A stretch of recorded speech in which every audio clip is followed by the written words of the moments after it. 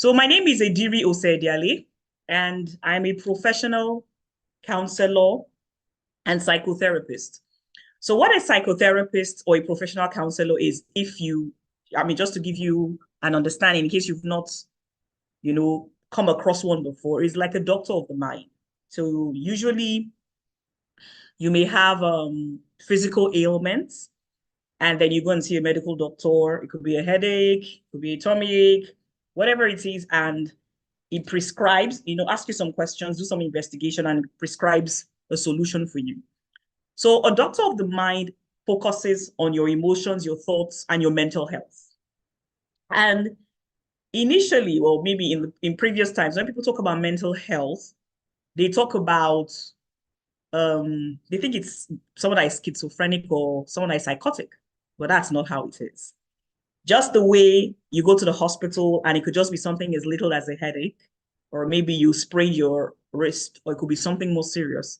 That's exactly how it is in mental health. It could be just that you're stressed, your emotions are all over the place, or it could be something more serious where you probably need to see a psychiatrist. So that's just the background of who I am and what mental health is about. Now, why Unburden? Why the need for a program like this? I think it came to light some years ago when I started doing psychotherapy professionally, that a lot of people do not understand what motivates them and what is pushing them or why they are the way they are. They do not understand how their mental health comes to play in terms of their productivity, their interactions, their relationships. And they do not understand that it's not a sentence of I have to be like this for the rest of my life. There's actually support and there's actually help, if you can get the help that you need.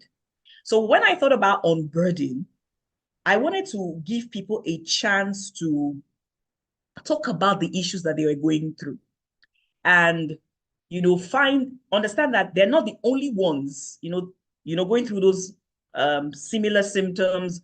There are other people that have, those kind of symptoms as well. And understand that there's solutions to it. And we in mental health, they tell us something that talk is therapy. I did a short clip where I explained why talk is therapy. When you have some, thoughts and emotions in your mind, they seem so big. They seem so challenging. But the moment you have the opportunity to share that thing with somebody else, it kind of reduces, how, negative it feels because somebody else is giving you a different perspective, and it just kind of helps you a little bit. So that is the premise of Unburden, that you're not the only one. There are solutions to what you're going through, and you need to understand what you're going through so that you can live your life optimally. So welcome to the first session of Unburden. I want to say that some ground rules, that this is a platform where people are going to share some of their most intimate experiences. They're going to ask questions. There shouldn't be any negative responses, no judgmental responses. People have different ideologies and beliefs. It's an opportunity to share. So that will be my first ground rules for this group.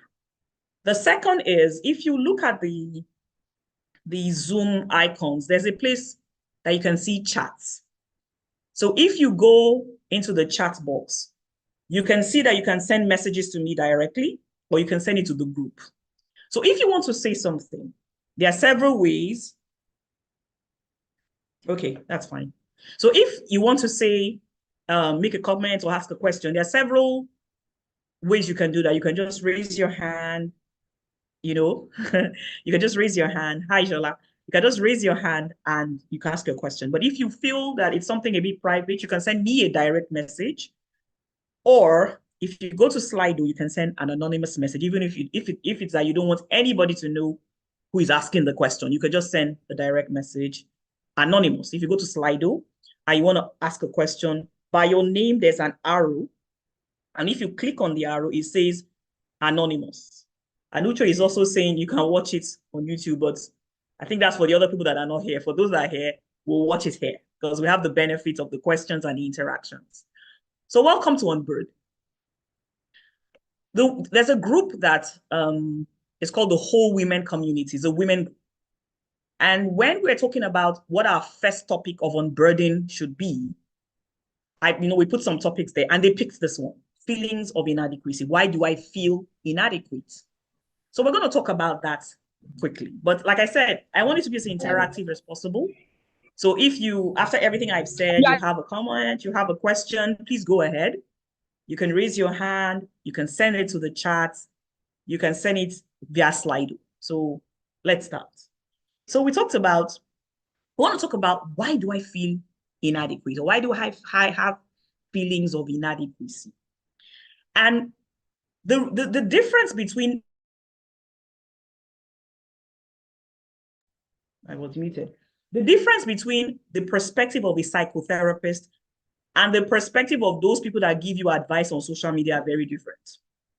Because a psychotherapist will dig, is it called the process of exploration? And then it will explain to you where the symptoms may be coming from.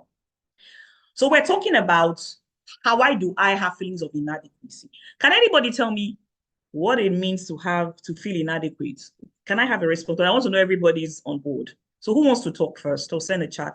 What does it feel or what does it mean to feel inadequate? Who wants to go?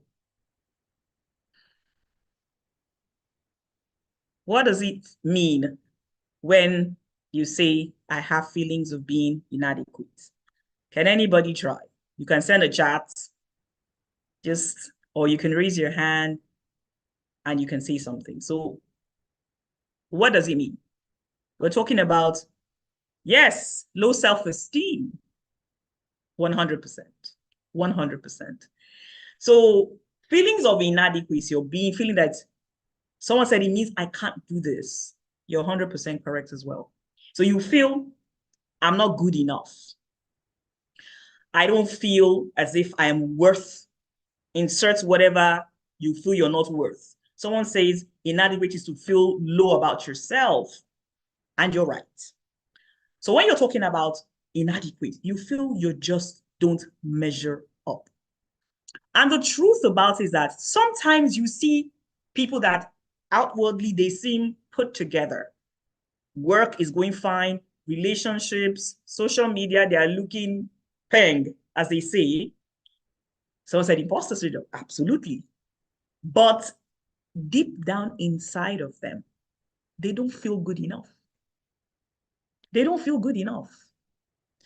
They may not tell you, they may say the right words, they may have the right posture, but the reality is that in their hearts, they feel they are not worth it.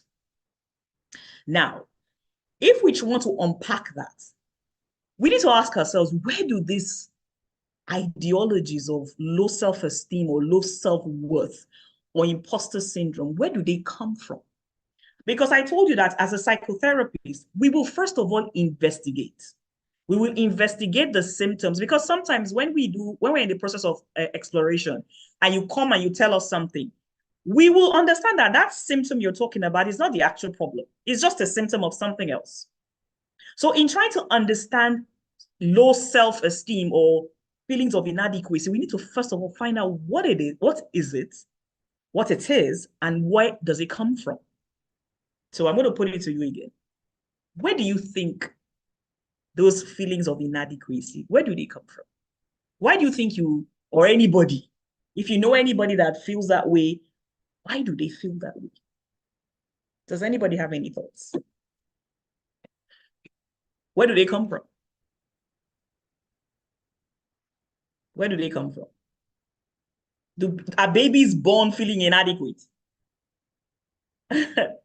Where do they come from?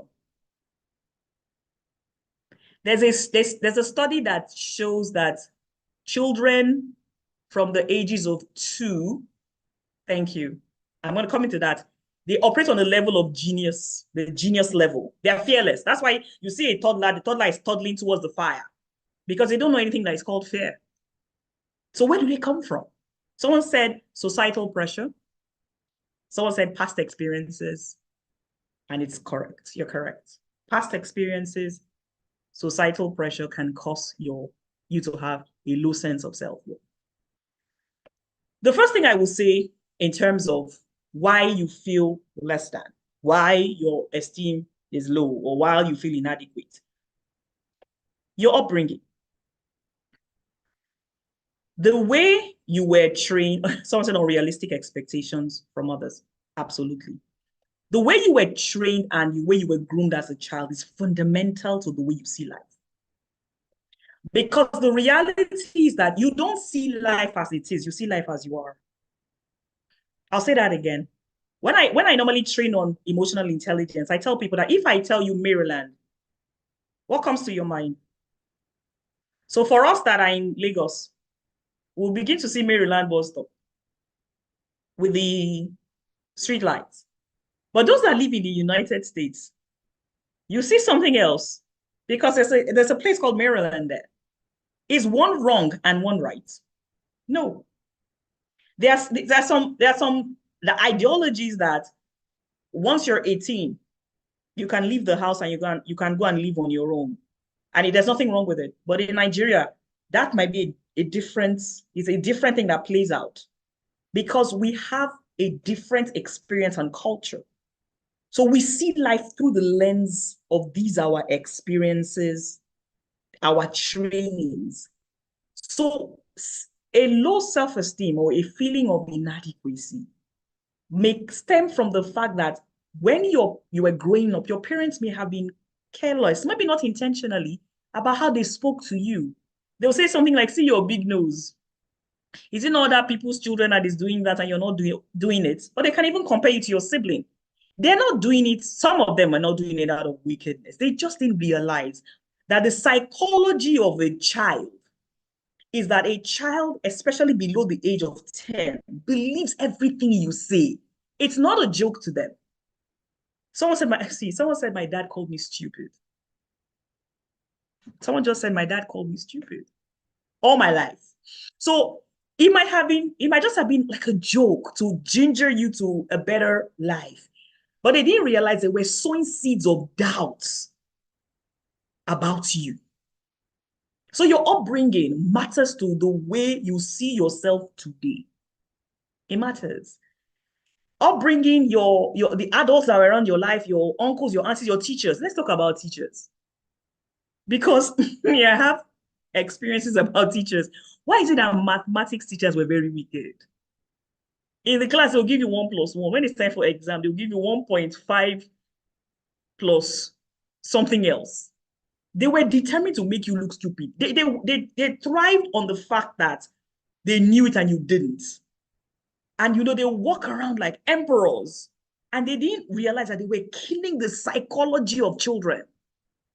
Or the fact that the profession at that time was just lawyer, doctor, engineer, and you have a flair for cooking. And and at that time, they thought maybe you were insane. It's even now that football and other profession is being accepted, then you would look like a fool. And your parents will tell you, can you not see your cousin? Can you not see this? Can you not see that? Are you dumb? And then you grow up and then you find out, I don't believe in myself. So one of the first places where self-doubt comes from or feeling of inadequacies, it might be from your childhood, the adults around you, and then your teenage years.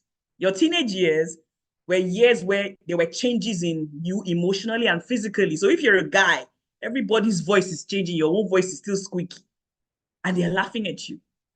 You are not broad-chested yet, and the others are broad-chested, and they're laughing at you, making fun of you.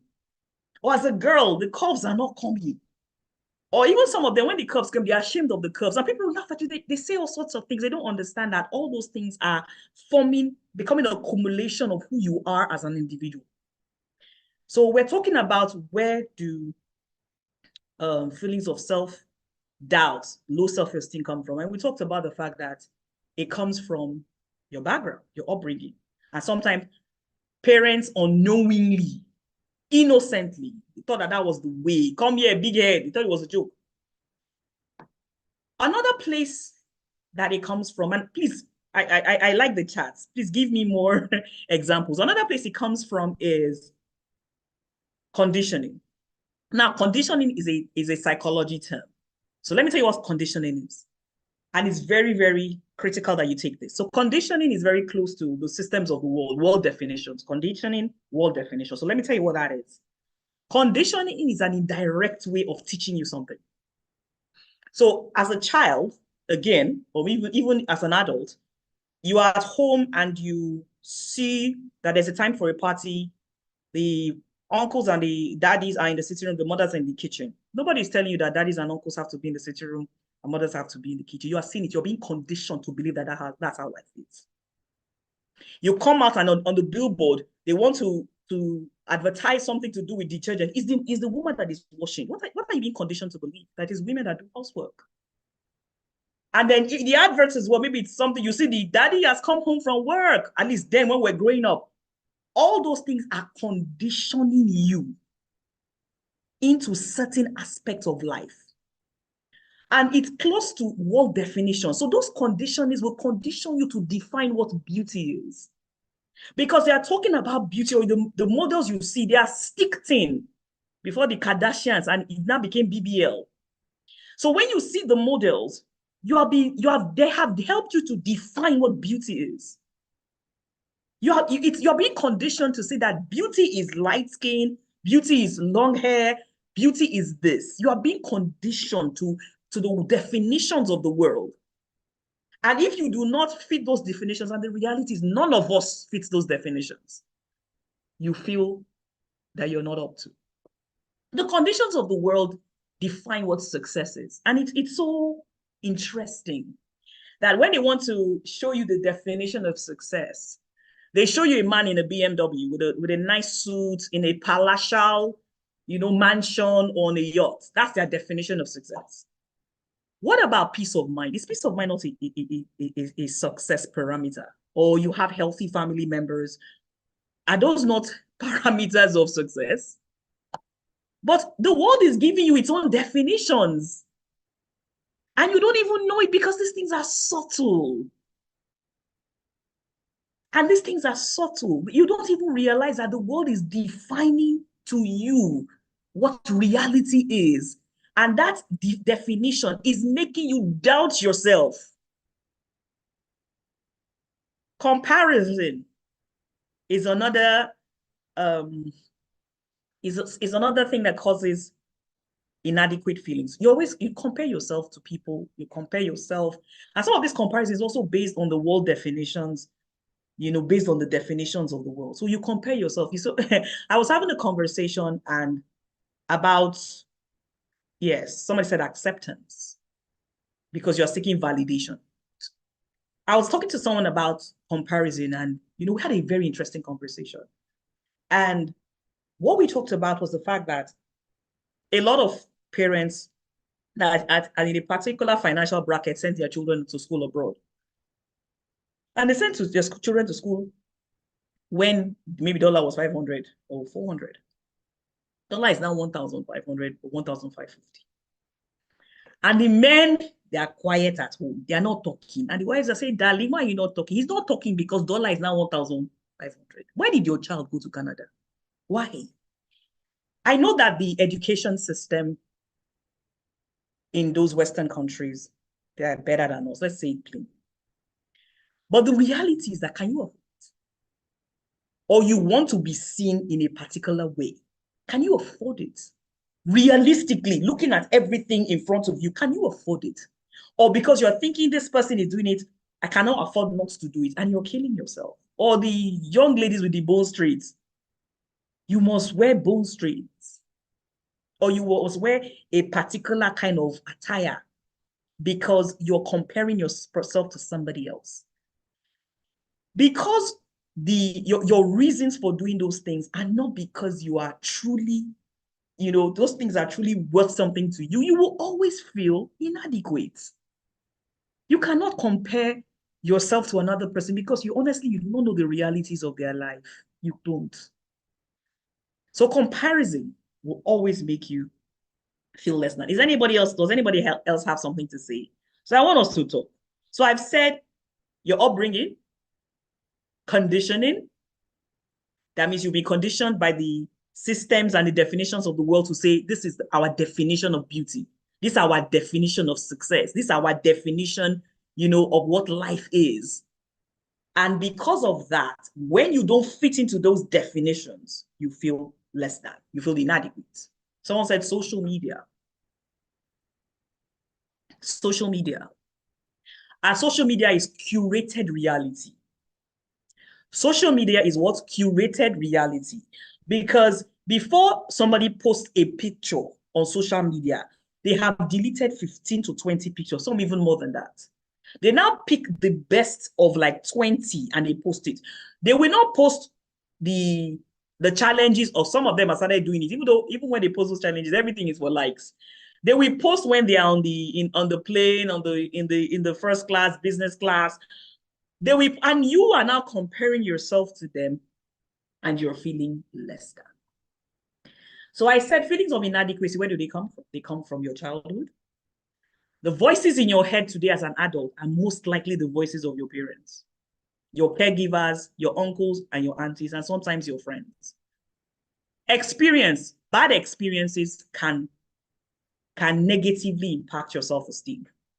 So if you were in a relationship and the person treated you badly, you will feel inadequate. Fear of failure. You see, let me dwell on that. I'm going to tie fear of failure to our expectations of life. So you need to be very careful of your expectations, and you need to be realistic of your expectations. In psychology, there's something called incongruence. So incongruence means a dissatisfaction or a misalignment. So there's something called your ideal self and your actual self. Your ideal self is who Ediri wants to be. I want to be this, in terms of maybe my career, in terms of my finances, in terms of my physical, in terms of my family. That's my ideal. But the real self is who I am today. Now, if I am very distraught about not being my ideal self, I may have feelings of self-doubt and low self-esteem, because I feel Ediri should have this amount of money. She should be here, she should be here, she should be here. So I want to tie that to fear of failure. You need to have a realistic expectation of yourself, because none of us is superhuman. You have to have a realistic expectation. I cannot tell myself that my ideal self is that I'm going to be like Elon Musk or Dangote in the next 1 year, because I'm setting myself up for failure. So even in the fear of failure, even in the fear of failure, what are your expectations of yourself? Can I give you the psychology of why resolutions fail?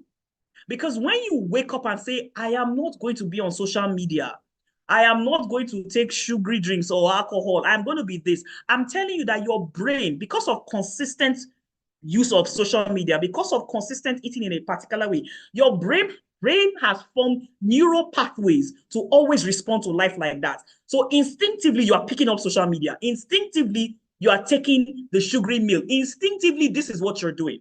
So if you want to change, realize that your brain is fighting against you, because your brain has settled in a particular way. Your brain responds to fear or difficult situations in a particular way. So the reason why your resolutions fail is because you wake up and say, I want to stop social media. It's not going to happen. But what you can do is, I'm going to reduce it by 10 minutes. But you see, people want grand plans and they want grandiose changes. But I'm telling you that your brain is not going to allow you, because your brain has settled in a particular way. Have you noticed that your response to things is usually the same? If something happens, maybe you're in a relationship and you suspect that the person is cheating on you. If your response for a long time has been to check his phone like the detective that you are, that's how you're going to respond. And even when someone is telling you, don't do that, you are fighting back because your brain has seen that as a default response. If they are talking about insert president of country, I don't want to mention names, and you already have a notion, a bias that this person is a wicked person, you will not be able to see that person as someone that is not wicked. I was talking about biases. And I was like, a confirmation bias is what you believe is what you see. Even if you see 10 things that disprove that your belief, you don't notice them till what you see comes to play. So those are the psychology of your mind. So if your mind is used to having low sense of self-worth, believe me, that is how your brain is wired. So you need to drastically begin to, remove the layers before you can change. It doesn't happen in one day. And that's why all the positive self-talk does not work. Psychotherapists, we don't do positive thinking. We do appropriate and accurate thinking. Appropriate and accurate thinking. Because you cannot be positive. If a lion comes into your house, you cannot say, I positively believe it's not going to eat me. It's going to eat you. And you cannot say that I'm this. Yes, you can speak those words of affirmation. But there are certain things you're going to need to do for you to change the default settings of your mind that is making you feel less than. Because if these things happen in your childhood, if these things happen, through bad experiences, it's not going to change in one day. So if you like, you can speak all the positive words that you like. It's not going to change. So I want us to talk. What do you think you have experienced that is causing people to have, before we now begin to talk about what we can do about it? I want us to share. I want someone to unmute their microphone and say something. I've been seeing some chats. So who can take that from the chat level? Because this is Unburden. And Unburden is that we want to talk. So who can unmute their mic and tell me, I have noticed that people, this is how it is, or this is how it's not in my own experience. Can I get a volunteer? Can I see your hands? Can I get a volunteer? I will call out people's names. I will call out people's names. Who wants to go first? Shola, do you want to go? Okay. Go ahead. Unmute your mic.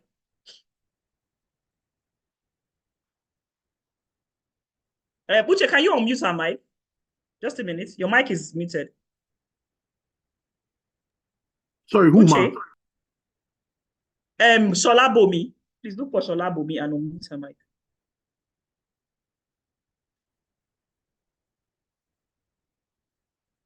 Can you do that? Okay, go ahead, Shola. Okay. I'm sorry, I had to walk away from my other meeting. But my question is, what specific experience did you want us to talk about? So we've talked about where this lack of self-worth or where people, yes, inadequacies come from. From your experience, can you give us any other thing maybe we've not touched on or elaborate on? We've talked about parenting. You made a comment. We've talked about conditioning. We've talked about definitions of the world. Do you have anything to add, to what we have said, to say, oh, I also feel that it can come from here? I think somebody mentioned peer pressure or peers.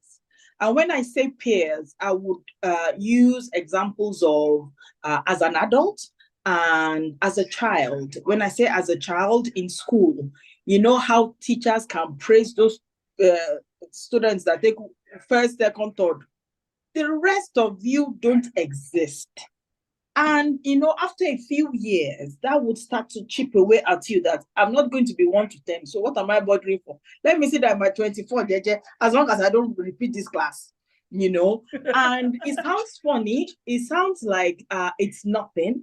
But when you go through the years, 6 years of those kind of feelings where you are invisible to the teacher, the teacher's pet is where everybody wants to be the teacher's pet. Okay, even if I'm not the teacher's pet, some form of acknowledgement really matters, And I remember when I took an exam, common entrance, that's primary 6, I think, or primary 5.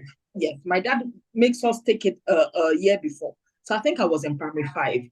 And after the exam, my dad came to pick me up. And the moment I entered the car, the first thing my dad said, Bomi have collected 0 over 100. And it sounded, everybody laughed in the car, laughed. I didn't laugh. Everybody laughed. It was very funny to them. That thing stuck with me for years. It stuck with me for years. My dad just, the moment I started, my dad just said, Bomi is so dollar. That is Bomi have received, Yeah. And it just kind of sticks with you. And even as an adult at work, when you're married, we were talking of at times how society makes women feel. When we talk about maybe people trying to conceive, people trying to get married, the society, especially the African society, makes you like as if you're less of a human being because you're not married, or because you're not married on time, or because you're not because you don't have children. Can you imagine? Even skin color is a problem. Yeah. Because you're not light skinned, because you're overweight. Who will marry you? That's your fat. Never even marry you. You don't fat, like go and lose weight. So maybe somebody will even pity you. You know, and we glorify that institution, that marriage institution, which it should be, but it shouldn't be the beginning and the end. That is when at times, maybe when somebody gets married and it's not going well, the shame of what people will say. Me that they've been calling Olodo since I was young. I now, somebody now pitied me and married me. What mouth will I use to tell them that the marriage is not working? You see that statement you just made, somebody pitied me, is a very instructive statement, because that is how you feel, that I was pitied. You know, that I see you that you are fat like this. You better behave when you get there. You know, even skinny women have not seen husbands. You better behave until you get there. Every yellow women have not seen husband. You that you are black like this, you are lucky. It's always you are lucky. You know that there was an era, I don't know if you remember, where at engagements, traditional weddings, women started saying they should not sing winner for them. Were you aware of that era? They don't sing it for the men. They sing it for the women. I am. When you're dancing in the back, singing winner. So can we say that is societal definitions that are making a whole gender feel less than? Can we say that? Because we talked about family, we talked about definitions. Now so some societies are making certain people feel less than. So if you're not married, you're less than. If you don't have children, you're less than. And that becomes your reality. Yes, but the thing is, a lot of people are able to shake it off. But some people cannot shake it off because of the burden they've been carrying. That's what I'm trying to say. You can imagine all your life in your house, your nickname is Olodo. So it's as if you're constantly trying to prove to your loved ones, to your siblings, to your environment, even to yourself, that no, I'm not an Olodo. I'm not an Olodo. I'll give you an example. When I relocated to England and I did my master's, it was as if I was proud to tell my dad, hey, me that I'm the Olodo of the family. I'm the first person that did master's. To me, it's an achievement. You understand? That means, subconsciously, I'm trying to impress the man. You wanted to show him, you wanted to impress him. Yeah. But I've said it as a joke. Absolutely. But unfortunately, unfortunately for me, I'm not also the brightest. But you see, that your statement. So Shola, that your statement are not also the brightest. It's very instructive. Let me tell you why. Have you heard this saying that if you evaluate the competence of a fish on its ability to climb a tree, it will never look as if it is competent. You say I'm not the brightest. You see, that definition of who is bright is because what you have been conditioned to believe. So you'll be conditioned to believe that if I don't know certain subjects, I'm not bright. Yes. So that is why people are struggling with self-doubt, because they have been conditioned and they have the word has defined what knowledge is to you. So thank you, Shola. There's another hand raised. Let me take Auntie Buki. Go ahead. Sorry, it's my baby that wants to talk. Okay, go ahead. So when I was in primary school, like that lady said, the first, second, third people, after those people, my other classmates, and they thought we were dumb and didn't know anything. And if they want to punish us, they will never touch hands on those the smartest people. And I did not want to go. I didn't want to go to the secondary school or my primary school because I know I would have had problems, and I would feel less of myself. Even my teachers, they made me feel less of myself. I didn't. They thought I was drunk, but I also believed in. I also believed in that. I didn't know. Like why person Thank you told so me much. never Okay, gave up on me. go ahead. He told me I should have confidence in myself and I should never give up, even though people are saying that about me. Yeah, that's Wow, all. wow. Yes, she was actually, I mean, I'm an engineer, again. Yes, ma'am. So I used to, when I go for open day and they show me her report, say, oh, she got 80 something in maths, she's not doing well in maths. I always ask the teacher, is there anything she does better than people in her class? And they will say, okay, maybe fine art, English, composition, creative writing. Hey, but she doesn't do well in maths, in quantity. I said, see, I mean, not every child in this class are going to be an engineer and doctors. To the extent that we didn't want her to go to the secondary school where her classmates were going to, so that the stigmatization will not follow her. Now that she's in a different secondary school, she just started JS1. She's doing so well. And the teachers are saying, you are very intelligent, you are very intelligent. Because the parameter they are using now, she's new, they don't know who she is. In fact, when she writes composition, they say, oh, you are very intelligent. And I always tell teachers, not everybody in your class, why must they get 90 in maths? What for? I mean, pass mark is 60. Anybody that gets over 70 is okay. But teachers will, in fact, most times when she wants to do math exam one day, the teacher said as soon as they gave them paper, she started crying. And I asked the teacher, did you ask her why she was crying? Because she believed that she's going to fail. And it's not as if she doesn't know it, but because the pass mark you are using, you expect that every child must get over 90 in mathematics, quantitative, science, ICT. I said, that's not a line. She's not caught for that. And they fail to see the good aspect in her. So I mean, each time I go there, I say, see, I was very good in mathematics. I'm an engineer, but notwithstanding, many a times I wish I did not read engineering. I wish I mean things like this. If I one day in church, I said I wish I was a comedian, and the whole church was laughing. An influencer. Now the You know, footballer influencers are making money. All of you that went 7 years to read medicine. thank you. There are so many Thank careers you. now opening up. So we Thank need to stop comparing our children, and then and at times the child can even do well in maths, but the method they used to teach may not be. So they used to make her feel inadequate. That's the point.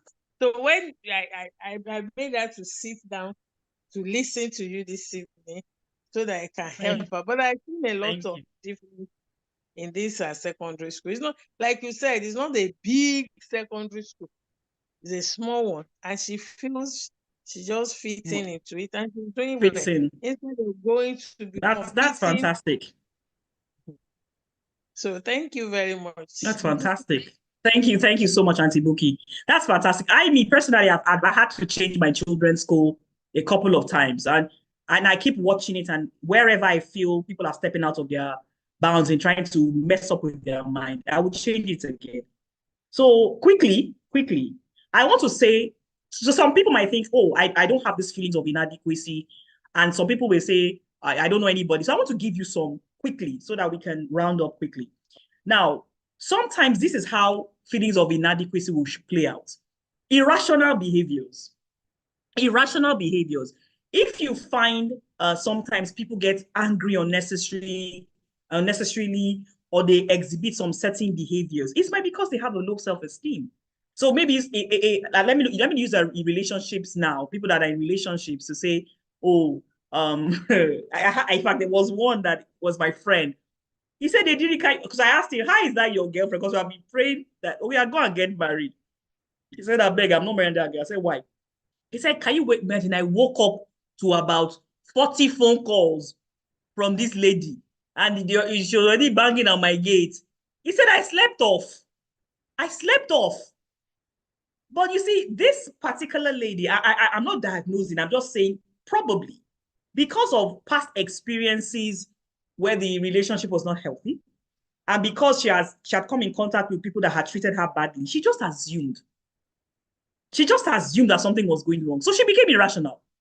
So if you find out you are exhibiting some irrational behaviors, before your wife says that you're trying to have the man of the house, who is fighting with you that you're not the man of the house? Who, certain behaviors, irrational. You do something, certain things, you get angry. When you exhibit, let me tell you something about narcissism. People talk about narcissism and over-bloated self-esteem. Narcissism and over-bloated self-esteem is a form of low self-esteem. Anyone that you see is a narcissist, or is always right, or can never accept they are wrong, is a form of low self-esteem, because they cannot ever grasp the fact that they are wrong. They feel that if you say I'm wrong, or if you say I got this thing wrong, you are telling them they are not good enough. It's an inbuilt low self-esteem. Narcissists have low self-esteem. People think that is an over-bloated self-esteem, but a psychologist will tell you that it is one of the highest levels of low self-esteem. So irrational behavior, timidity. When you have treated children so badly, they become timid. When the opportunities arise, they will not go for it. You as an adult, you are in a board meeting, everybody is talking. You know the answer, but you cannot talk. Because the last time you spoke, they said something like, people are talking and you are talking. So you kept quiet and you stopped talking. So opportunities arise, you don't take it because you're timid. Why are you timid? Because you feel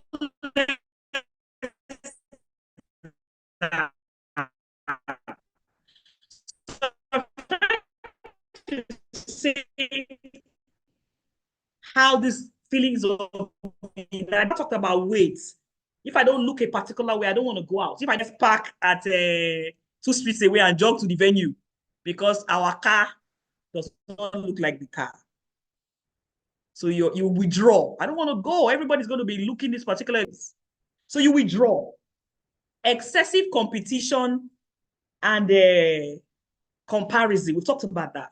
You're always competing. You're a monitoring spirit on social media. So as one person does this, you go and do it. Like I talked about the fact that some people, their children are abroad because that couple, they've sat down, they have analyzed it, and they've said for this reason, our children are going abroad. You, just because you want to measure up, you're doing the same thing without having the same, reasons behind it. So unnecessary comparison, unnecessary competition. Wrong decisions. There's something we call cognitive distortions in psychology. Cognitive distortion is an irrational way of thinking. So because, I told you, I said you see life as you are. Your education, your upbringing, your experiences is how you see life. Now, this way you are seeing life may be totally skewed. So if the way you see life is skewed, your decisions will be skewed. It will be wrong. So you take wrong decisions. Like Shola said that they had pity. You will probably go into a relationship with somebody that you have no business because you feel the person is doing you a favor. Because your self-worth is battered. Even in the office, you allow them to treat you anyhow, speak to you anyhow. Because you feel, thank God I got this job. Oh, I don't feel like I can get a better one. So if they whatever they tell me to do, I'm going to do it. You don't have any sense of yourself because in your mind, I do not amount to anything. And in inability to pursue your life's goals. So, I talked about the fact that your brain has been wired in a particular way. So for you to change it, it takes time and it takes, some kind of effort. So some people, when they try to achieve these goals and it doesn't work out in 1 month or 1 week, they just give up. They feel, I can't do anything. You see, I even tried this year. How many of us had New Year resolutions this year? I don't make New Year resolutions.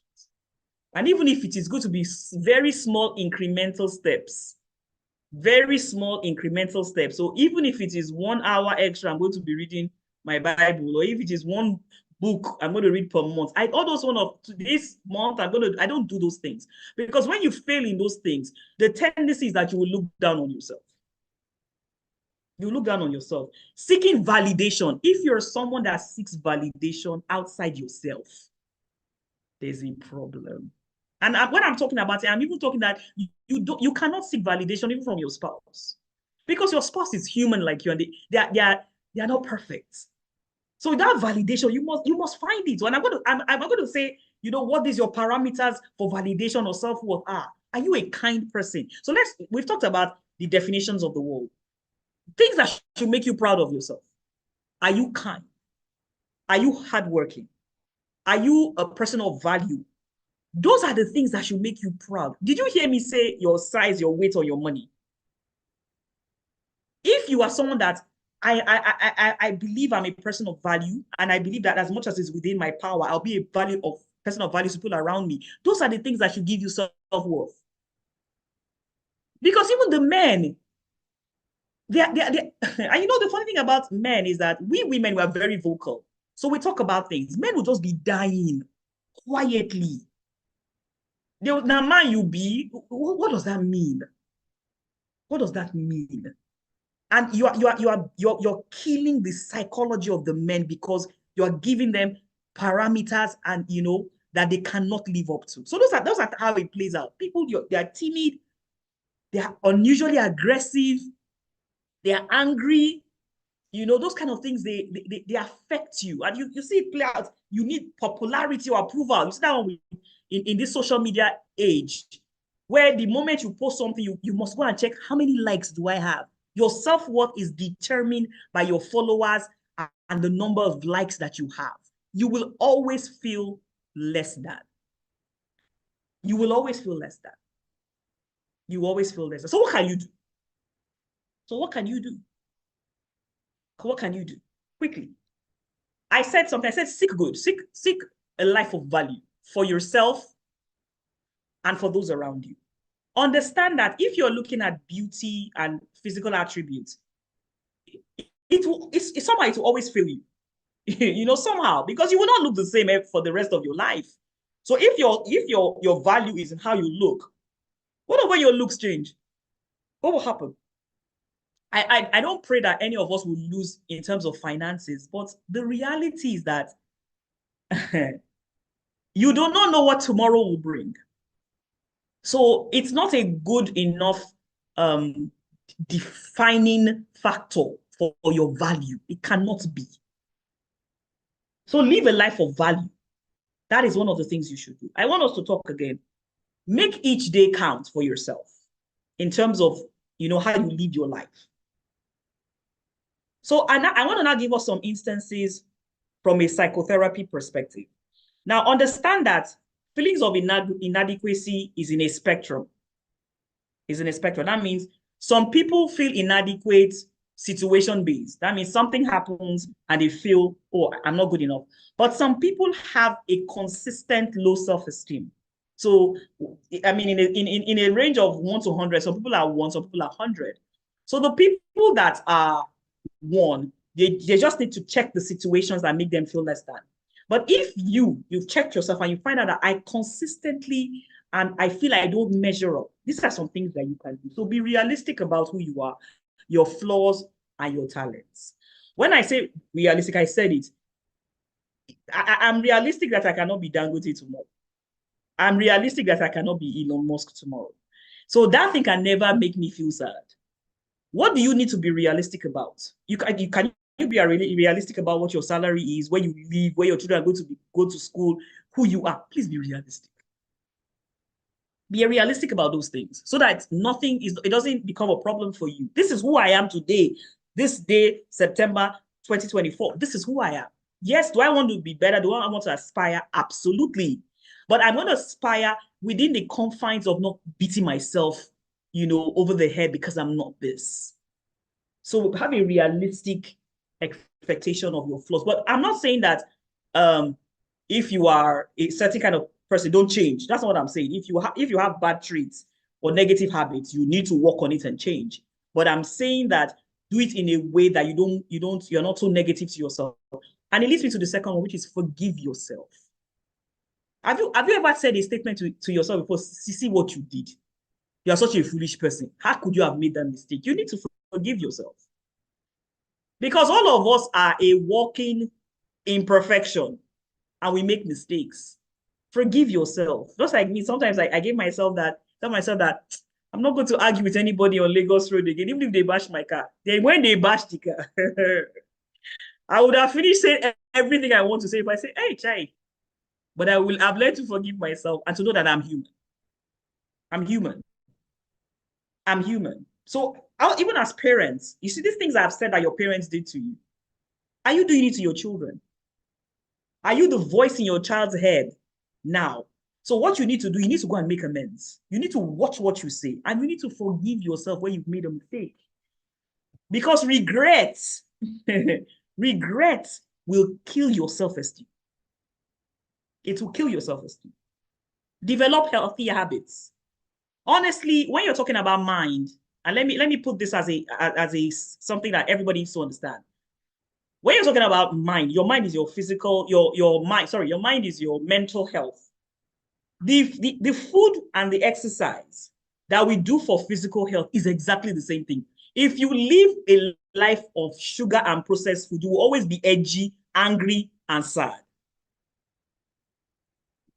You need to watch what you eat. You need to exercise. You need to live a healthy life because it impacts your mind. You know, there was a time in Silicon Valley where this whiz kids in terms of technology, they were trying to utilize diets to improve their brain. So they found out that fasting, just about fasting was something that could actually improve your brain. We are Christians that will be fasting since 19 Gogoro. They didn't know that that's why God told us to fast. So they found out that the food you eat, what you consume impacts your brain. I follow someone on Instagram called Dr. Amen. He will tell you that Dr. Amen says, before I would even touch anything as per drugs or anything, for even people that have psychosis or schizophrenia, he said, I will first of all check their lifestyle. What do they eat? Are they sedentary? What happens to them? So the kind of lifestyle you live impacts your mental health and impacts the way you feel about yourself. There are other little things you can do. You can speak to yourself in a particular way. So the way you talk to yourself. So let me tell you something else about mental health that you may not understand. You live in your head.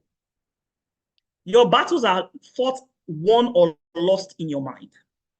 But the thing is that the words those voices in your head, they are so quiet. You don't even know they are there. So when you say, so you don't have a baby. So psychologists will say, I don't have a baby yet. I don't have a car yet. So that it's not final. Your mates are traveling to Canada. You have not gone to Canada. I have not gone to Canada yet. Switch it up. Switch it around. Do not fill your mind with negative statements about yourself. They will even tell you that use and instead of but. So let me tell you what and instead of but is. I exercised today, but I did not eat healthy. What you have done with that but is that you have canceled out the positive, which is your exercise. So instead of saying, I exercise today, but say, I exercise and I need to eat healthy. So the way you talk to yourself is very important. The way you talk to yourself is very important. So you need to begin to reframe those conversations you have in your head.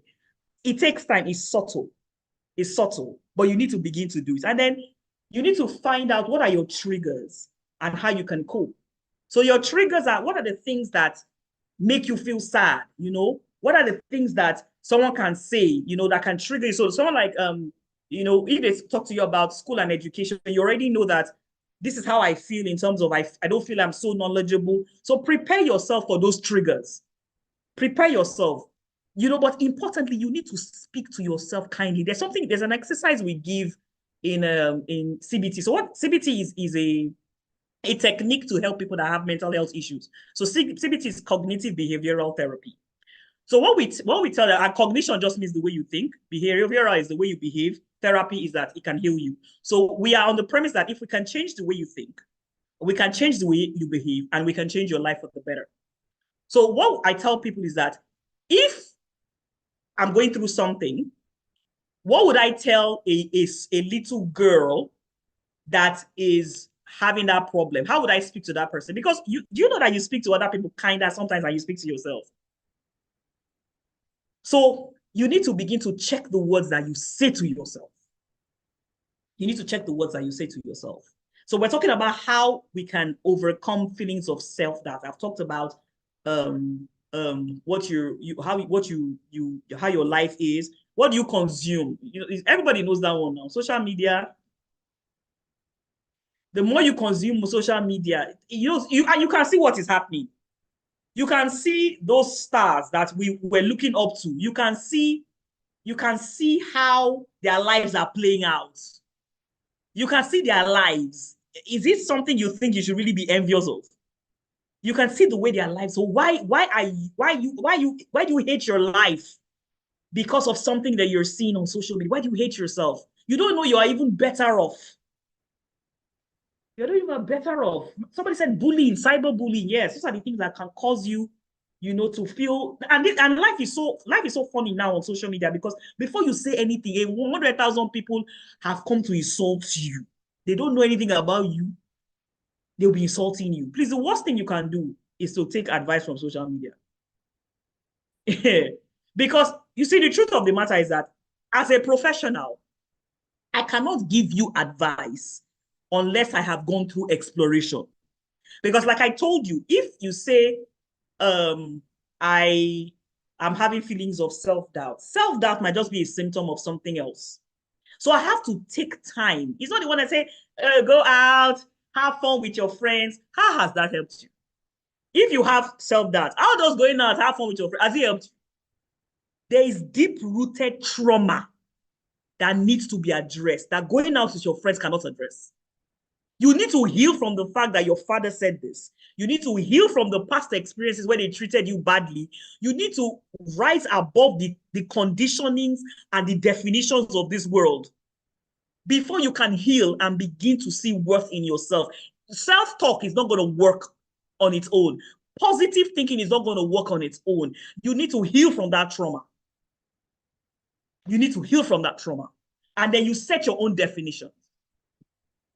So there was someone that said something that was very instructive. So I'm sure most people know, yes, mothers also help a lot. And mothers can be a problem. Mothers can be a problem. But if you know what you're doing, your mothers can be a good help. Let me say something, because I want to round up now. It's past 8, and then open the floor for anybody that wants to talk. I'm sure most people that know me know that I am a Christian. And there is no way I can conclude self-worth without going back to scriptures. But what I will say is this: I was listening to I was privy to a conversation, and they talked about purpose as one of the greatest solutions to low self-esteem. That if you're working in purpose, there's a way you feel about yourself that is good. And that purpose does not have to be that you are a poet or you're a writer or anything. Your purpose could be that, I know someone that loves children. Your purpose could just be taking care of children. Your purpose could be something that you seem is significant. The reason why you think your purpose should be grandiose is because of the definitions of this world. So let me take it to the scripture. Permit me to do this. And for those that are not Christians, please permit me to do this. Because there's a story that I told I had a conference for women, and there was a story I told them. If you are a Christian, there's a story of Leah and Rachel. Leah and Rachel were both married to Jacob. And it was Rachel he loved, but they gave him Leah first because Leah was the older one. And Leah and Rachel spent their whole life trying to get the love of their husband. They spent their whole life. This one say, I will born this child, he will love me. This one say, I will born that child, he will love me. And Leah and Rachel did not understand that they were the mothers of the 12th tribe of Israel. They were sitting as mothers of the people that were going to sit at the right hand or at the side of God in heaven. So there are 24 elders in heaven. So one are the 12 disciples, and the others are the 12 tribes of Israel. Because Leah and Rachel were so fixated on their husband's love as their validation, they did not see the jewel that was in their hand. You need to find your purpose, and you need to find validation that is beyond someone loves me or does not love me.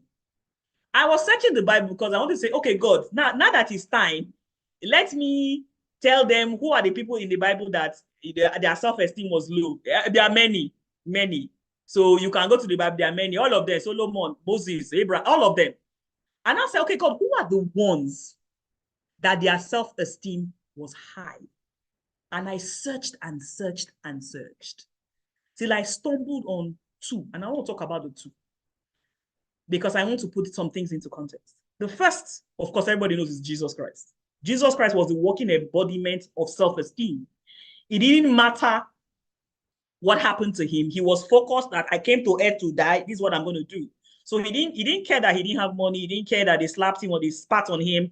He was an embodiment of self-esteem. And why Jesus is a good example is because Jesus didn't come as a king. He didn't come with the paraphernalia of money. But you may say that, hey, but he was God now, he has the angels, because even the high flyers of the Bible, like Elijah, they had low self-esteem. They were second-guessing themselves and doubting themselves. And then God showed me somebody, and that's what I want to tell you now. The only other person that I saw in the Bible that had that self-worth was Adam before the fall. The only person that was an embodiment of total self-worth was Adam before Satan came in. Adam was the one that named the animals. Adam was living on his own. He never said, God, I'm lonely. It was even God that said it's not good for you to be alone. He was the embodiment of health. He was a perfect person. But here's the thing. There's a story that Satan came and tempted him and Eve. And the moment he fell and God was looking for him, what did he say? He said, I hid because I was naked. And God said, who told you that you were naked? Because all the while, I don't know how many years Adam was there before Eve came. And I don't know how many years when Eve came before the serpent came. But we did not hear any negative thing, any negative word, any negative, from Adam. But the moment he fell, he said, I hid because I was naked. And God said, who told you you were naked? And my question to you now is that who told you that you are inadequate? Who is saying to you that you are less than? The same voice that said it to Adam, that you need to eat this apple because if you don't eat it, this, is the same voice that is talking to you. So there's an adversary. I'm speaking to you as a Christian now. Believe that because you are born as Adam's lineage, you have come and there's a battle against your mind. Because your purpose is reliant on you understanding your self-worth. So as long as the devil keeps you from understanding your self-worth, he keeps you from your purpose. The two people that I saw in the Bible was Adam before the fall and Jesus. So honestly, for you to be able to step into that place of self-worth, you must know who you are in Christ. You must. You must, because the enemy, God said to Adam, who told you? And I'm asking you now, who told you that you're not beautiful enough? Who told you that your life is reliant on whether your wife does this or your husband does this or on your car? Who told you? Who told you that those are the parameters? You see, I'm going to say this truth and I'm going to open the conversation. Because the devil understands, because the Bible says you are wonderfully made. I think we know that scripture. You're beautifully and wonderfully made, right? So God is telling you that from time, you are perfect. And he said you're perfect, even though you are not this. Even sometimes, even if you're not, because I have people that are physically challenged on this call. And God is saying you're perfect. So what is the strategy of Satan? The strategy of Satan is that if I can change the definitions of success and value, then I can mess up with their mind. Because the reality is that their worth is not in their money, in their possessions, in their looks. But if I can change the definitions of what success is, what value is, then I will kill them. If I can make them feel that beauty determines success or money or size or validation from other people, I will always keep them at a low self-esteem. Because that is not the true definitions that give you value. Those are not the true definitions. So you have an adversary. I think I want to close with that to say, while I give you all these tips in terms of what you can do, understand that from the, and I'm speaking as a Christian because that's who I am.